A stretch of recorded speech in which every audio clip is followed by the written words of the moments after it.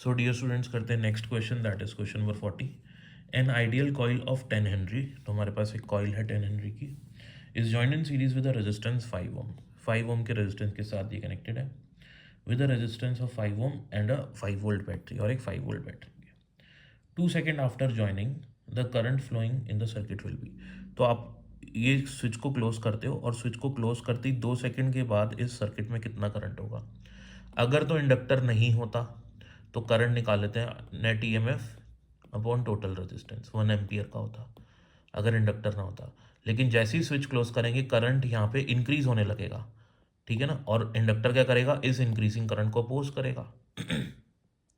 तो करंट का जो इंक्रीज होता है ना वो डीले हो जाता है, ठीक है। तो करंट जो है एक्सपोनेंशियली इंक्रीज करता है, ठीक है ना। तो जो करंट की इंक्रीज होने का फंक्शन है, जो इक्वेशन है, वो इस अकॉर्डिंग दी जाती है, that is I equals to I not 1 minus e to the power minus t by tau. तो जब भी आपको, क्योंकि आपको ये तो पता लग गया जैसे ही स्विच क्लोज करोगे तो करंट क्या होगा, इंक्रीज होगा, और इंक्रीज डीले हो जाएगा।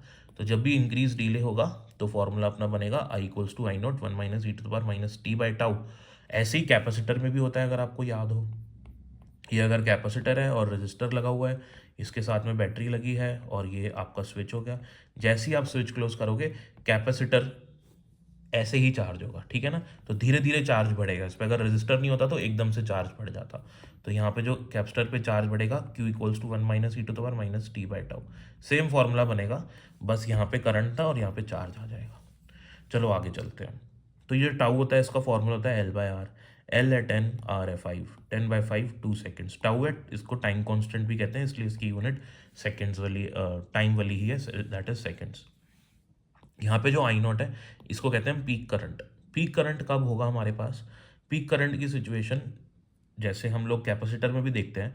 जैसे ही आप लोग स्विच क्लोज करोगे, स्विच क्लोज करते ही कैपेसिटर कैसे बिहेव करता होता है, स्विच क्लोज करते ही कैपेसिटर एक वायर के जैसे बिहेव करता है, ठीक है। और इंडक्टर कैसे बिहेव करता है स्विच क्लोज करते, एक टूटी हुई वायर के जैसे बिहेव करता है। तो इन्फानाइट टाइम पे, ये तो टाइम t इक्वल्स टू 0 की बात है, इन्फानाइट टाइम पे इंडक्टर कैसे बिहेव करता है, इन्फानाइट टाइम पे इंडक्टर एक वायर के जैसे बिहेव करता है। तो अगर मैं यहाँ पे एक वायर लगा दूँ तो उस कंडीशन में इस सर्किट में करंट मैक्सिमम हो जाएगा, और वो मैक्सिमम करंट ही पीक करंट होता है, ठीक है। और उसकी वैल्यू क्या होती है, वी बाय आर। वी अपना 5 है, आर भी अपना 5 है, तो 1 एम्पियर आ जाएगा अपना, ठीक है। तो पीक करंट आ जाएगा अपना 1 एम्पियर। और ये आएगा कब, किस सिचुएशन में सर्किट में पीक करंट आएगा, जब टाइम इक्वल्स टू इन्फिनिटी हो जाएगा, मतलब बहुत टाइम तक स्विच क्लोज रहा, तब आएगा इसमें पीक करंट, ठीक है। शुरू करंट क्या होगा इसमें, 0 एम्पियर का।